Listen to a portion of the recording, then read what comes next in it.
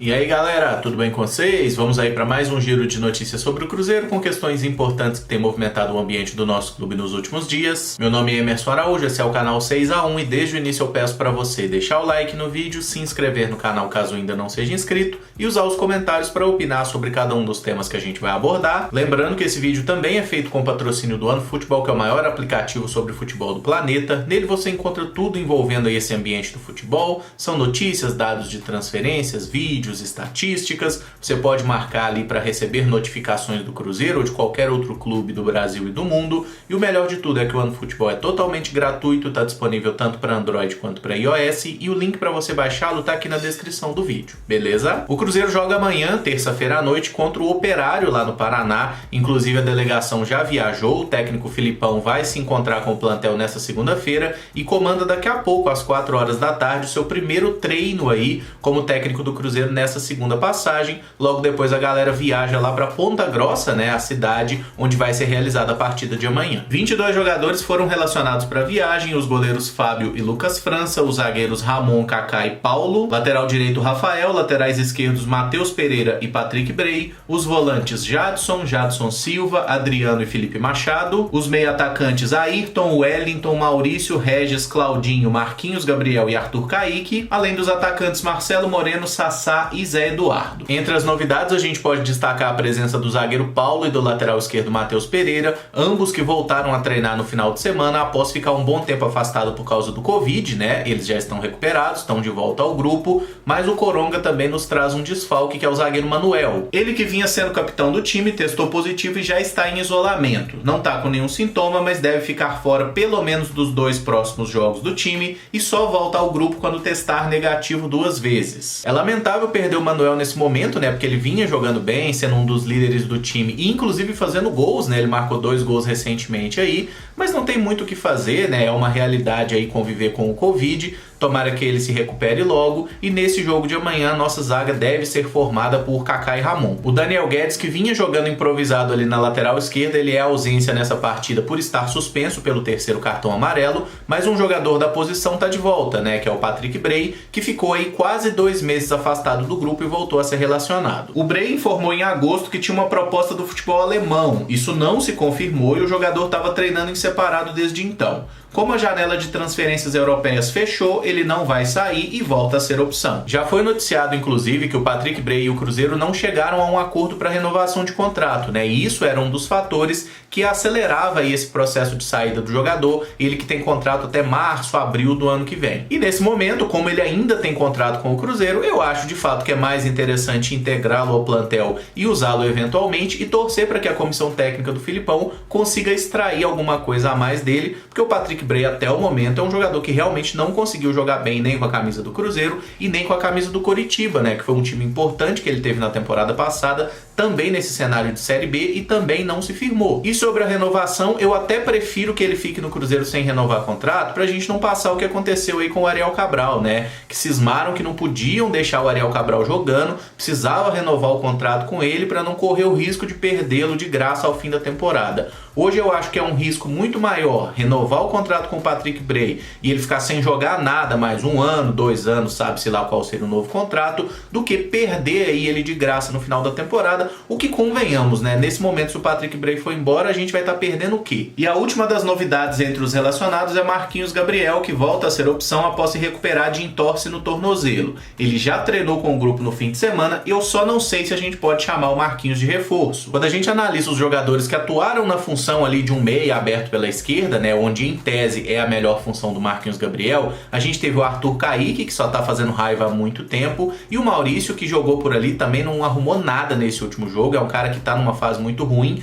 e hoje não faz sentido manter o Maurício como titular. Aí a gente olha pro Marquinhos Gabriel e fala assim, bom, em tese, ele pode ser uma boa opção por aqui. O problema do Marquinhos Gabriel é o Marquinhos Gabriel. Ele não joga futebol em alto nível desde a passagem pelo Santos, que já tem mais de 5 anos, né? Foi mal no Corinthians, foi mal nas Arábias, aqui no Cruzeiro ano passado, acho que não preciso falar. Então assim, o Marquinhos Gabriel, ele poderia ajudar o Cruzeiro? Até pode, mas depende muito mais dele, né? Porque quando a gente analisa características, um jogador canhoto, tem velocidade, sabe ir para a linha de fundo fazer um cruzamento, pode ser útil, mas ele vai querer jogar bola e ele vai conseguir jogar em alto nível? Eu torço muito para queimar a língua e gostaria demais de ver o Marquinhos se firmando aqui e mudando a história não só da passagem do Cruzeiro, mas mudando a história da carreira dele, né? Que hoje é realmente algo muito negativo. Amanhã vai ter o vídeo de pré-jogo aqui no canal pra gente falar mais das prováveis escalações, uma análise do adversário também, mas eu já gostaria de convidar vocês a deixar aí nos comentários como vocês escalariam o Cruzeiro para esse jogo contra o Operário, considerando, claro, né, os 22 jogadores que estão disponíveis que eu botei aí na imagem. Os últimos contratados, né, Giovanni Piccolomo, Matheus Índio e Ivan Angulo, ainda não estão registrados no BID e não podem jogar. A informação é que o Cruzeiro já pagou a dívida no Zória, mas tem questões burocráticas que devem ser resolvidas aí durante a semana. Parece que o Cruzeiro precise que o Zória, né, o clube que tinha a dívida, comunique à FIFA de que ela foi paga e de que tá tudo certo. Aí a FIFA retira aquele bloqueio, né, para registro de novos atletas.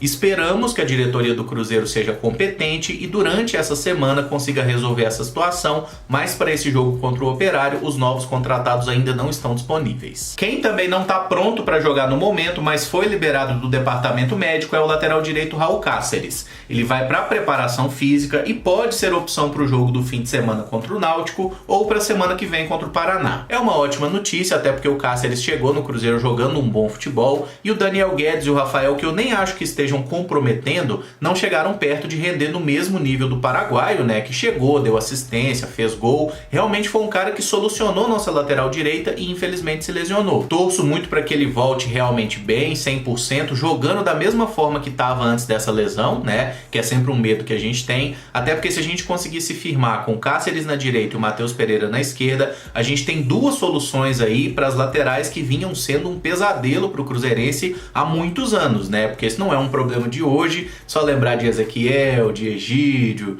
de Dodô, de John Lennon, enfim, tem muito tempo aí que o Cruzeiro não acha uma dupla de laterais realmente boa. A respeito do Caio Rosa, ele já foi apresentado lá no Sharjah dos Emirados Árabes, mas o Cruzeiro ainda não recebeu os $600 mil da venda. E isso é culpa nossa, tá? É porque o Cruzeiro informou uma conta bancária errada para o recebimento. A gente não precisa comentar que um erro desse não pode acontecer, né? Isso é meio óbvio, mas parece que agora já corrigiram a situação, os $600 mil vão ser depositados, pela cotação de hoje isso dá um pouco mais de 3 milhões e 300 mil reais. Tomara que essa grana chegue logo e que o Cruzeiro finalmente pague o salário atrasado dos atletas, porque isso vai ser a melhor motivação que os jogadores podem ter. O preparador físico Alberto Sbradia, que estava no Corinthians, vem para o Cruzeiro a convite do Filipão. Eles já trabalharam juntos no Palmeiras e na Seleção Brasileira e ele vai compor a comissão técnica junto com Paulo Turra e Carlos Pracidelli. Eu vi algumas críticas recentes, né, tanto da torcida do Corinthians quanto até da nova comissão técnica aí do Wagner Mancini, justamente a essa preparação física lá do Clube Paulista, que está numa situação muito ruim no Campeonato Brasileiro, acho que todos estamos sabendo, mas o que eu vi também é que esse camarada, o Sbradia, ele não era aí o responsável pela preparação física do clube nesse momento, era o camarada que veio lá com o Thiago Nunes, né, que até já foi mandado embora. Até que ponto ele era de fato responsável ou não pela preparação física do Corinthians, eu realmente não sei e acho difícil a gente ter acesso, né, até porque ninguém acompanha treinamentos de fato. Mas o que eu posso dizer é, o Filipão trabalhou com o cara, conhece ele, certamente não tem nenhuma dúvida sobre sua competência, né? Então vamos torcer para que o Alberto aí faça um grande trabalho, até porque tem muito jogador no Cruzeiro que precisa melhorar nesse aspecto físico. Um bom exemplo é o Maurício, né? Que é só encostar nele que ele tá caindo. E eu acho que isso tem a ver também com a falta de uma preparação adequada para um futebol de alto nível. Outra coisa que virou pauta nos últimos dias é que o Cruzeiro contratou uma psicóloga chamada Michele Rios para tentar ajudar o elenco nesse momento de dificuldade. Ela trabalhou quase 10 anos no Atlético e seria torcedora do rival. Muitos torcedores criticaram isso, mostraram aí, mas ela comemorou a vitória do Atlético sobre o Cruzeiro, né? Quer dizer, ela é uma funcionária do Atlético e não deveria comemorar uma vitória do Atlético. Não entendo muito bem a lógica, mas enfim, pra mim, a única coisa que importa é, ela é competente ou não? Ela é uma boa psicóloga ou não? Não importa o time que ela torce. Ela trabalha bem? Tem alguma coisa na conduta profissional dela que a desabone? Pelo que eu vi, ela tem formação lá na PUC e também tem formação nos Estados Unidos, né? E eu não vi nenhuma crítica ao trabalho dela. Eu vi críticas ao fato dela ser atleticana. E isso pra mim é irrelevante. Ou vocês acham que os jogadores do Cruzeiro são cruzeirenses? Vocês acham que o Filipão, que chegou agora e a maioria de nós enxerga uma possibilidade dele mudar a nossa história na temporada, vocês acham que o Filipão é cruzeirense? Vocês acham que o Fábio chegou no Cruzeiro cruzeirense? O Alex, o Sorinho, o Marcelo Ramos, o Dida ou qualquer um deles? Vocês acham que essa pessoa ela chegou ao Cruzeiro cruzeirense? E eu falo chegou porque talvez alguns se afeiçoaram pelo clube, hoje até torcem de fato, mas nenhum deles é cruzeirense. No nosso elenco hoje, talvez os meninos da base, em sua maioria, até sejam cruzeirenses, né? Especialmente aqueles que são aqui de Minas Gerais. Mas tem cara da base, por exemplo, o Jadson, lá de Pernambuco. Vocês acham que o Jadson é cruzeirense? E isso muda a postura dele em campo, ele não é um cara que se dedica? E é isso que eu gostaria de propor a vocês, caras. Porque quando você fala assim, não pode contratar ela porque ela não é cruzeirense, a gente está pressupondo que ela é uma má profissional ou que ela é uma pessoa que vai deliberadamente agir contra o nosso clube, tá? E é sempre importante a gente lembrar que o Cruzeiro quase foi destruído por gente que se dizia cruzeirense, né? Então, pra mim, a única coisa que importa